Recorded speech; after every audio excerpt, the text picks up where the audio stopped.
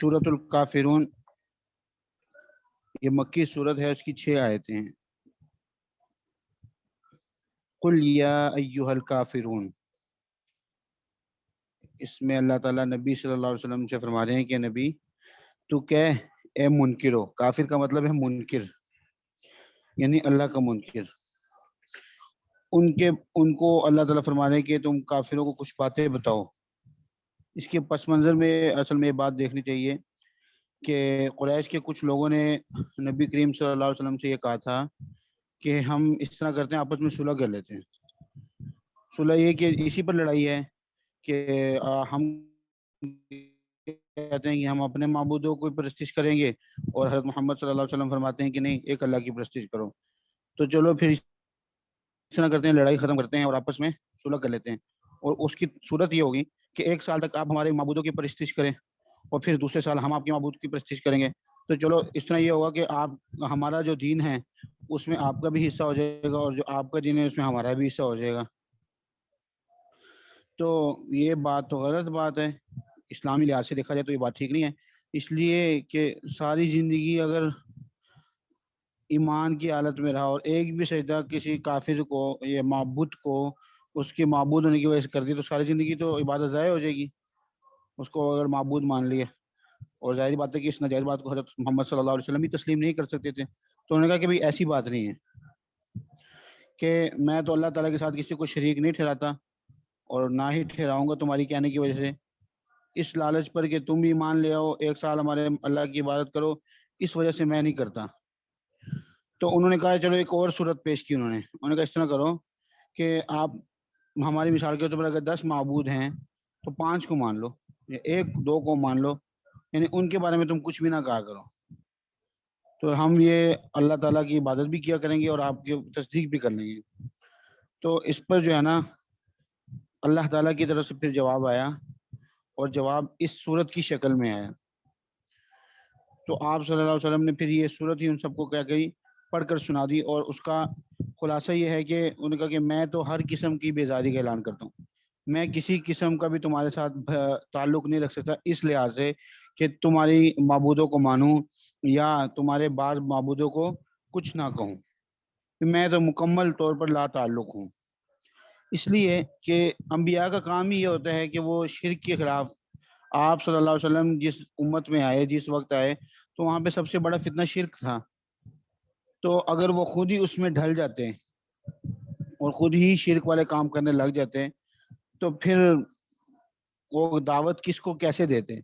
اس لیے آپ صلی اللہ علیہ وسلم نے اس کو تسلیم نہیں کیا۔ اور اس سے ایک اور بات بھی سمجھ میں آتی ہے کہ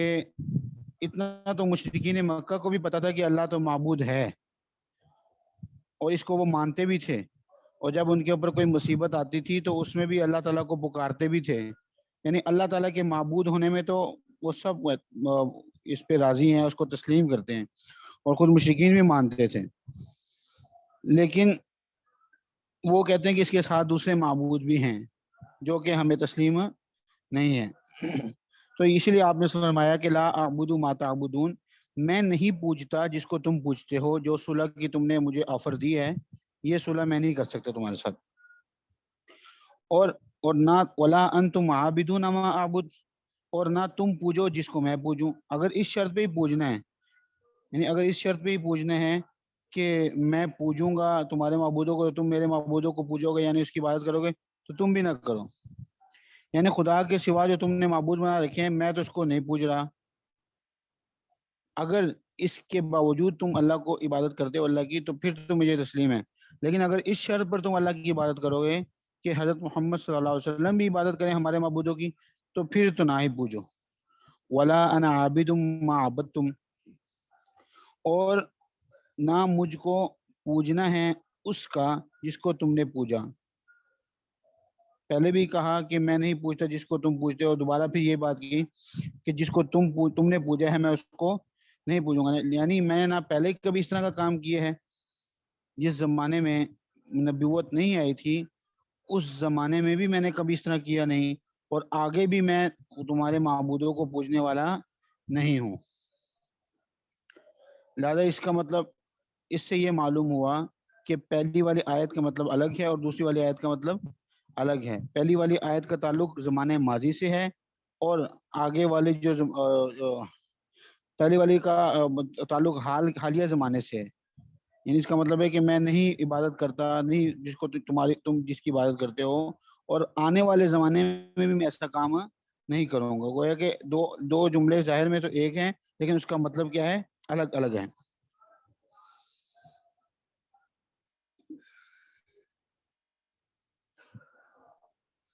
اور ولا انتم عابدون ما اعبد، اور نہ تم کو پوجنا ہے اس کا جس کو میں پوجوں.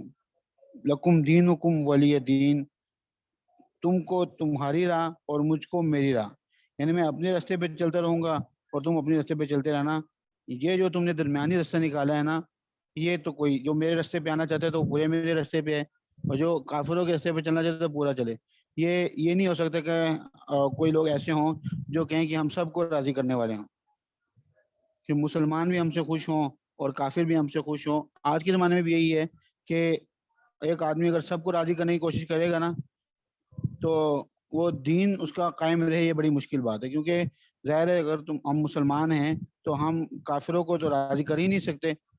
جتنا بھی راضی کر لیں، فرمائے کہ ولن ترضى عنك اليهود ولا النصارى حتى تتبع ملتهم، کہ یہود اور نصارہ ہرگز تم سے راضی نہیں ہو سکتے حتیٰ کہ تم ان کی ملت کی اتباع کر لو. اور ان کی ملت کی اتباع کر کے ہم اس کو راضی کریں گے تو مسلمان ناراض ہو جائیں گے.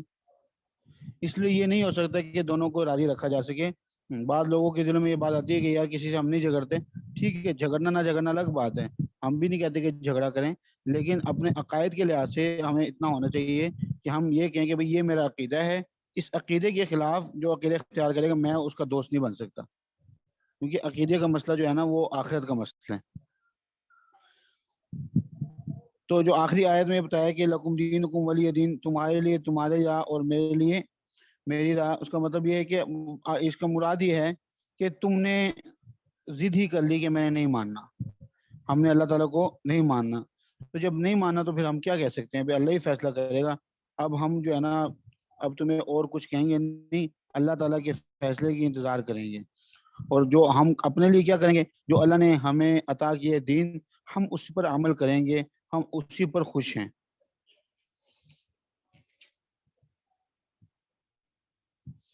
اور جب ہم اس پہ عمل کریں گے تو انشاءاللہ قیامت کے دن ہمیں اس کا بدلہ بھی مل جائے گا.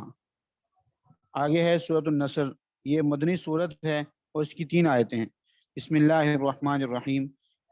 اذا جاء نصر اللہ والفتح، جب پہنچ چکے مدد اللہ کی اور فیصلہ.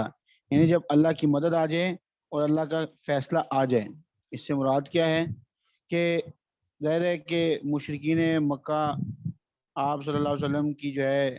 دعوت کا تو بہت سختی سے انکار کرتے تھے اور ان سے ساتھ کئی انہوں نے جنگیں لڑی. لیکن جب آپ صلی اللہ علیہ وسلم مدینہ آ گئے تب ایک مہم درپیش تھی کہ ظاہر ہے وہ مکہ کو فتح کرنا تھا. اور عام جو قبائلی عرب تھے وہ یہ کہتے تھے کہ اگر یہ مسلمان مکہ کو فتح کر لیں گے نا تو پھر جو ہے نا اس کا مطلب ہے کہ اب یہ رکنے والے نہیں ہیں. تو وہ اس کا انتظار کر رہے تھے. اور مکہ کی اہمیت اس لیے بھی ہے کہ اس میں اللہ کا گھر ہے اور ہمیشہ سے اس کی جو ہے مرکزیت قائم ہے. تو مکہ کو تو انہوں نے جو ہے یہ فیصلہ کن ایک چیز کو کہ بنا دیا تھا. لیکن جب مکہ فتح ہوا تو اس کے بعد اس سے کیا ہوا کہ لوگ قبیلوں کے قبیلے جو ہے نا اسلام میں داخل ہونے لگے، حتیٰ کہ تمام عرب میں اسلام پھیل گیا. اور جو مسلمان نہیں تھے وہ تو پھر مسلمان نہ ہونے کے باوجود اپنی شان و شوکت کے ساتھ نہیں رہ سکتے تھے وہاں پہ. وہ وہاں پہ کم تر جزیہ دے کر ذمہ بن کر دوسرے، بلکہ نہیں، مکہ میں تو سارے ہی مسلمان تھے، یا کوئی نہ رہے اگر رہے تو مسلمان رہے. تو یہ مراد ہے اس کی کہ جب پہنچ چکے اللہ کی مدد اور فیصلہ. وَرَأَيْتَ النَّاسَ يَدْخُلُونَ فِي دِينِ اللَّهِ أَفْوَاجًا، اور تو دیکھے لوگوں کو کہ داخل ہوتے ہیں دین میں غول کے غول، فوج کے فوج، جماعت کی جماعت اللہ کے دین میں داخل ہوتی. تو فَسَبِّحْ بِحَمْدِ رَبِّكَ وَاسْتَغْفِرْ إِنَّهُ كَانَ تَوَّابًا، تو پاکی بول اپنے رب کی خوبیاں، یعنی اپنے رب کی، اس کے بعد جو ہے رب کی پاکی بیان کرنا اور سبحان اللہ کہنا، آپ وہ کہتے رہیں. یعنی پھر آپ سمجھ لیں کہ اصل مقصد تو یہ تھا کہ دین پھیل جائے. اور وہ مقصد تو چونکہ مکہ فتح ہونے کے بعد جب فوج در فوج لوگ مسلمان ہونے شروع ہوئے اور مسلمانوں کی ایک بہت بڑی تعداد ہو گئی، تو اصل مقصد تو وہ کیا ہو گیا، پورا ہو گیا۔ اب نبی صلی اللہ علیہ وسلم کا آخرت کا سفر شروع ہو گیا، لہٰذا اب آخرت کے دھیان میں لگے رہیں۔ اور پہلے سے بھی نبی صلی اللہ علیہ وسلم تو اللہ تعالیٰ کا ذکر بہت کثرت سے کیا کرتے تھے اور دل سے بھی کرتے تھے، اور نبی صلی اللہ علیہ وسلم ہر وقت اللہ تعالیٰ کے طرف دھیان اور توجہ لگا کے بیٹھتے تھے، لیکن یہ فرمایا کہ پہلے سے بھی زیادہ کثرت سے اللہ کی تسبیح و تحمید کو تسبیح کریں، اللہ کی پاکی بیان کریں، حمد کریں، اللہ کی تعریف بیان کریں، اور جو فتوحات اللہ تعالیٰ نے آپ کو عطا فرمائی ہیں اس پر اللہ کا شکر دیں، یعنی فسبح بحمد ربک واستغفر، تو پاکی بول اپنے رب کی خوبیاں، یعنی اپنے رب کی خوبیوں کی جو ہے نا بیان کرنا شروع کر دو، اور گناہ بخشوا اس سے، بے شک وہ معاف کرنے والا ہے۔ یعنی اپنے لیے اور اپنی امت کے لیے آپ استغفار شروع کر دیں۔ نبی صلی اللہ علیہ وسلم کا جو اپنے بارے میں جو ہے استغفار، ظاہر ہے کہ نبی صلی اللہ علیہ وسلم تو گناہوں سے پاک تھے، لیکن وہ استغفار کا مقصد یہ ہے کہ اللہ تعالیٰ جو انسان کے، یہاں پہ استغفار سے مراد امت کے لیے استغفار ہے کہ اپنے لیے اور اپنی امت کے لیے استغفار کیجیے۔ اور نبی صلی اللہ علیہ وسلم کا اپنے لیے استغفار کرنے سے کیا مراد ہے، انشاءاللہ کل بیان کر دیں گے، ابھی وہ سامنے نہیں ہے اور دیکھا بھی نہیں اس کو۔ حضرت شاہ صاحب فرماتے ہیں کہ قرآن میں ہر جگہ وعدہ ہے فیصلے کا، قرآن پاک میں ہر جگہ یہی بات آتی ہے کہ فیصلہ ہوگا ایک دن، تم نہیں مانتے نہ مانو، کوئی بات نہیں، فیصلے کا دن آ جائے گا۔ اور کافر کیا کرتے تھے، وہ اس کا انکار کرتے تھے۔ تو جب مکہ فتح ہو چکا اور قبائل کے عرب مسلمان ہونے لگے، تو اب امت کے گناہ بخشوایا کر کے درجہ شفاعت کا بھی ملے۔ یعنی آپ فرمایا کہ کافروں کے جو وعدہ کیا تھا ہم نے، وہ تو ایک دنیا میں وہ تو پورا ہو گیا، اور اب آخرت میں جو وعدہ ہوگا وہ آخرت میں آ کر کیا ہوگا، پورا ہوگا۔ اب آپ کا آخری وقت آ گیا ہے، آپ اپنا مکمل دھیان جو ہے نا اب پہلے سے بھی زیادہ اللہ تعالیٰ کی طرف لگا دیجئے، تاکہ اب آپ کے آخری وقت آئے تو آپ جو ہے نا بالکل اللہ تعالیٰ کی طرف متوجہ ہوں، اور اسی حالت میں آپ صلی اللہ علیہ وسلم کی جو ہے اللہ تعالیٰ کی طرف ملاقات کا سفر شروع ہو جائے۔ اس کے بعد سورۃ اللہب ہے، اس کو سورۃ التبت بھی کہا جاتا ہے، یہ مکی صورت ہے، اس کی 5 آیات ہیں۔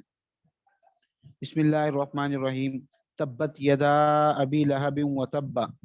ٹوٹ گئے ہاتھ ابو لہب کے اور ٹوٹ گیا وہ آپ، یعنی وہ خود بھی ٹوٹ گیا۔ ابو لہب یہ اس کا نام عبد العزیٰ بن عبد المطلب ہے، یہ آپ صلی اللہ علیہ وسلم کا حقیقی چچا تھا، لیکن تھا بہت بدبخت، اتنا بدبخت تھا، اور بدبختی کی وجہ سے حضور صلی اللہ علیہ وسلم کا دشمن بھی تھا۔ جب بھی آپ صلی اللہ علیہ وسلم کہیں جاتے تھے تو یہ جو ہے نا ساتھ ساتھ پتھر پھینکتا آپ کے پاس ہوتا رہتا تھا، اور آپ صلی اللہ علیہ وسلم کو زخمی کر دیتا تھا۔ حالانکہ یہ قریبی رشتہ دار تھا، اس کو چاہیے تھا کہ آپ صلی اللہ علیہ وسلم کی مدد کرے، نہ کرتا کم از کم مخالفت تو نہ کرے، لیکن یہ مخالفت بھی کر رہا تھا، اور مخالفت میں بھی آگے جہاں بھی آپ صلی اللہ علیہ وسلم جاتے تو ساتھ ساتھ یہ کہتا ہے کہ بھئی یہ جھوٹا ہے، بے دین ہے، جھوٹا ہے، اللہ معاف کرے، اللہ تعالیٰ کی پناہ ایسے الفاظ سے۔ لیکن وہ یہ کہتا تھا کہ یہ جو ہے نا بے دین ہے، اپنے دین باپ دادا کی دین کو چھوڑ چکا ہے، اور جھوٹا بھی ہے۔ اور کبھی کہتے تھے اس طرح، وہ کہتا تھا کہ دیکھو یہ تو ایسی چیزوں کے وعدے کر رہے ہیں کہ جو ہمیں ابھی تو ملنے والے نہیں ہیں، وہ ملیں گی چیزیں مرنے کے بعد جو نظر بھی نہیں آنی۔ تو جب یہ بات کرتے تو پھر یہ آگے سے کہتا تھا تبا لکما ما ارا فیکما شیئا مما یقول محمد، کہ وہ کہتے تھے کہ تم دونوں ٹوٹ جاؤ کہ تمہارے اندر اس میں سے کوئی چیز نہیں دیکھتا جو محمد بیان کر رہے ہیں۔ اپنے ہاتھوں کو اس طرح کہتا تھا، اپنے ہاتھوں کو سامنے اٹھا کر اس کو خطاب اپنے ہاتھوں کو کہتا کہ دیکھو محمد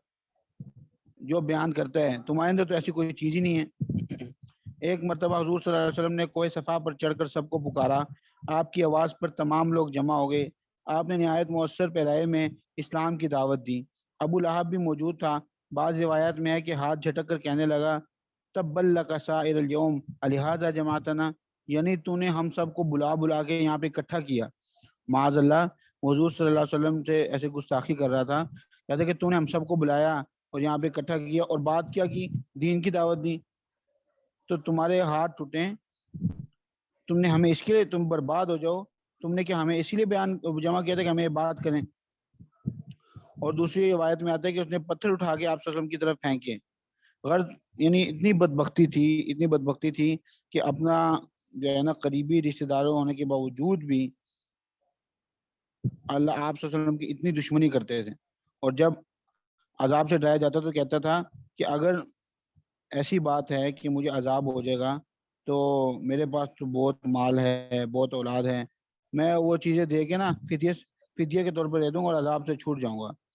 اور اس کی بیوی وہ بھی اسی طرح بدبخت تھی، وہ بھی آپ صلی اللہ علیہ وسلم کے ساتھ بہت ضد کرتی تھی. ابو لہب جتنی باتیں کرتا تھا، یہ عورت جو ہے اس کو گویا کہ اس کی مثال ایسی ہے کہ اس نے آگ لگائی آپ صلی اللہ علیہ وسلم کی دشمنی میں اور یہ لکڑیاں ڈال ڈال کر اس آگ کو اور زیادہ تیز کر رہی ہیں. تو اس صورت میں دونوں کا انجام بتلا کر اس بات کی طرف توجہ دلائی ہے کہ مرد ہو یا عورت، اپنا ہو یا بیگانہ، بڑا ہو یا چھوٹا، جو حق کی دشمنی پر کمر باندھے گا وہ آخر کار ذلیل اور تباہ و برباد ہو کر رہے گا. یعنی یہ نہیں ہے کہ وہ نبی صلی اللہ علیہ وسلم کا چچا ہے تو اس کو بچت ہو جائے گی، ایسی بات نہیں ہے. جو پیغمبر کا چچا بھی ہو لیکن اسلام نہیں لے کے آیا تو بربادی ہے، اور دشمن کا بھی بیٹا ہو، دشمن بھی ہو، اسلام لے آیا تو اس کی جو ہے نا کامیابی ہی کامیابی ہے. اس لیے کہ آخری مذہب جب آ گیا اور آخری دین آ گیا تو اب تمام جہانوں کی کامیابی اسی کے اندر ہے. کوئی بادشاہ ہے تو اس کی کامیابی بھی دین کے ماننے میں ہے، کوئی غلام ہے اس کی کامیابی بھی دین کے اندر رہنے میں ہے.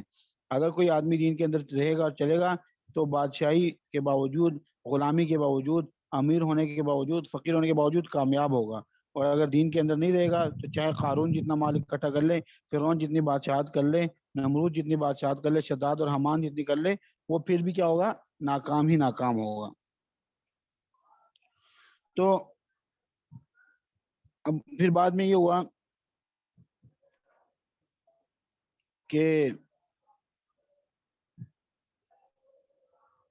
یہ جب آپ صلی اللہ علیہ وسلم کے ساتھ بہت زیادہ دشمنی کرنے لگا تو اس صورت میں اللہ تعالیٰ نے بتا دیا کہ تم دونوں کا انجام کیا ہوگا،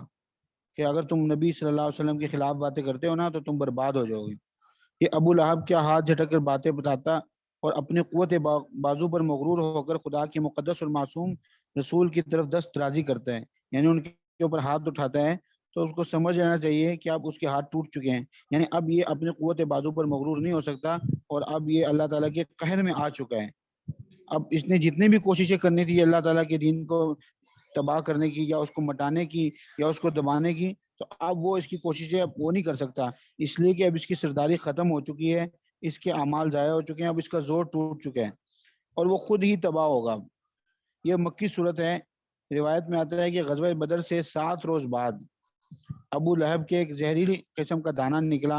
اور مرض لگ جانے کے خوف سے سب گھر والوں نے الگ ڈال دیا اور وہیں مر گیا.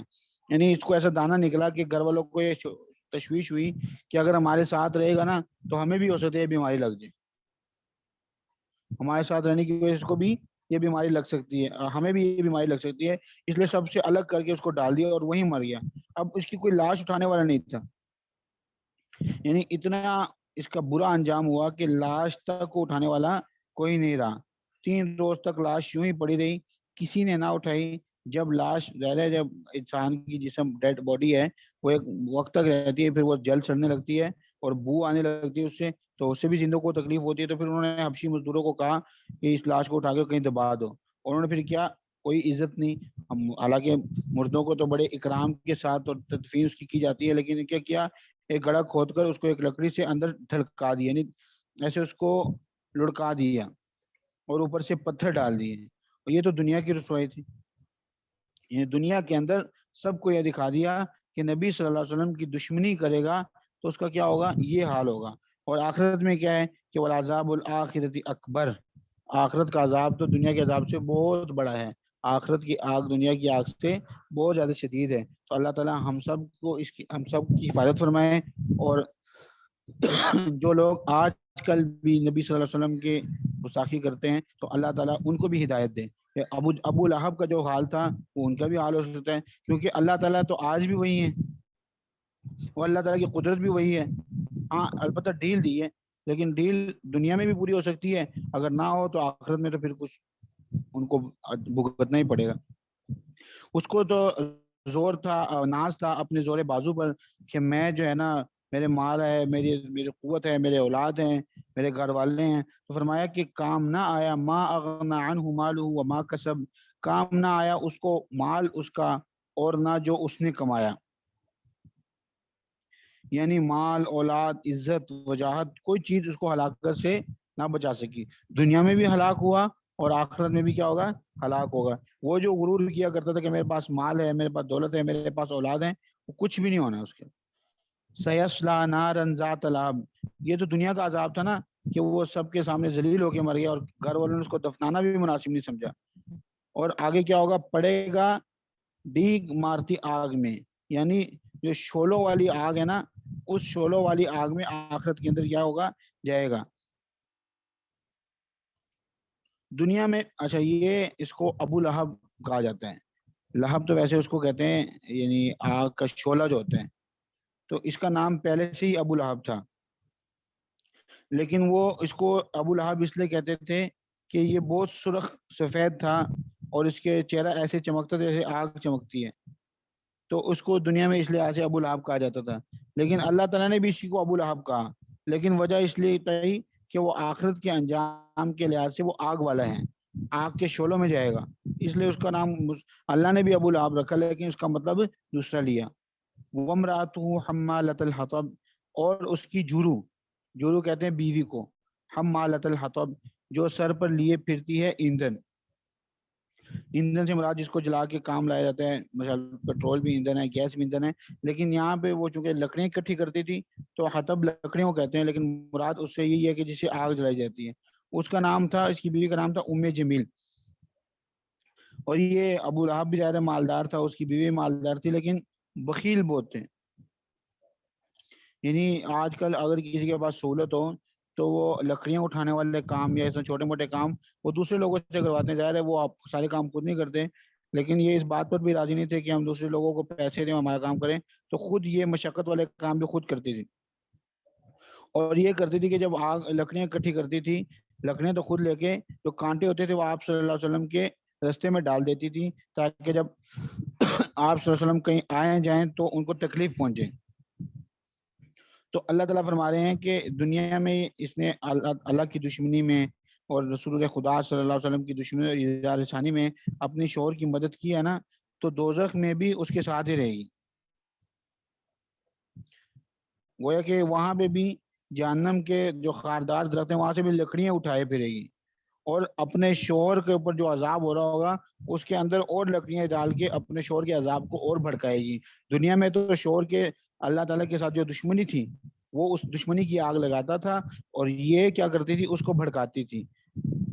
اور آخرت میں کیا ہوگا کہ شوہر کو جو عذاب ہوگا، ظاہر ہوگی تو یہ بھی عذاب میں جہنم میں ہوگی، لیکن اپنے شوہر کو جو عذاب ہوگا اس کو مزید بڑھانے کا سبب بنے گی۔ تو فی جیدہا حبل من مسد، تو اس کے گردن میں ایک رسی ہوگی جو کہ بہت مضبوط بٹی ہوگی اور اس وہ چبھنے والی ہوگی۔ اکثر مفسرین فرماتے ہیں کہ اس سے مراد دوزخ کے توق ہیں جو اس کے گلے میں ڈالے جائیں گے۔ تو ظاہر ہے کہ جب وہ دنیا میں اپنے شوہر کی مددگار تھی اور دنیا میں اس کے ساتھ جو ہے حق کی دشمنی کرتی تھی، تو آخرت میں اگر اس کا شوہر عذاب میں ہوگا تو یہ کیوں عذاب میں نہ جائے گی، یہ بھی عذاب میں جائے گی، اور اس کو بھی اسی طرح کا عذاب ہوگا جس طرح اس کو شوہر کا عذاب تھا۔ مفسرین لکھتے ہیں کہ یہ جو ام جمیل تھی اس کے گلے میں ایک بہت قیمتی ہار تھا، اور وہ یہ کہتی تھی کہ لات و عزا کی قسم، یہ لات اور عزا جو ہے نا یہ ان کے بتوں کے نام ہیں، اس کو محمد صلی اللہ علیہ وسلم کی عداوت پر خرچ کر ڈالوں گی، یعنی اگر مجھے کہیں آپ صلی اللہ علیہ وسلم کے خلاف کوئی بات کرتے ہوئے کوئی کسی کو پیسے دینے پڑے یا کوئی خرچہ کرنا پڑے تو یہ اتنا قیمتی ہارا نا یہ سارا خرچ کر دوں گی آپ صلی اللہ علیہ وسلم کی دشمنی میں۔ تو لہذا اب اس کا بدلہ کیا ہوگا کہ دوزخ میں بھی اس کے گردن میں ہار ہوگا، لیکن وہ آگ کا ہوگا۔ اور عجیب بات یہ ہے کہ یہ مری بھی ایسے ہی، دنیا میں بھی اس کا عذاب وہی اسی ہوا کہ وہ لکڑیوں کے جو گٹھا لے کے آ رہی تھی نا رسی سے، وہ رسی جس سے وہ لکڑیاں باندھتی تھی وہ اس کے گلے میں پھنس گیا، یعنی گلے میں آیا اور اس کا گلا گھٹ کر اس کا دم نکل گیا، یعنی اس کی موت بھی اس کی وجہ سے ہوئی ہے، اور قیامت کے دن بھی اس کے گلے میں ہار ہوگا، لیکن وہ جہنم کا ہار ہوگا۔ تو جس طرح اس نے دنیا میں آپ صلی اللہ علیہ وسلم کے ساتھ دشمنی کی، اور جس طرح اس نے دنیا میں آپ صلی اللہ علیہ وسلم کو تکلیف دی، تو آپ صلی اللہ علیہ وسلم نے تو دنیا میں کسی انتقام نہیں لیا، لیکن چونکہ آپ تو اللہ کے بندے ہیں، اللہ کے محبوب ہیں، تو آپ صلی اللہ علیہ وسلم کی طرف سے اللہ تعالیٰ قیامت کے دن سے کیا لیں گے؟ بدلہ لیں گے، اور اس کو اسی طرح کا عذاب دیں گے کہ جس طرح اس نے آپ صلی اللہ علیہ وسلم کو تکلیفیں دی تھی۔ آج کا سبق یہاں پہ ختم کرتے ہیں، انشاءاللہ کل پھر اس کا سبق ہوگا۔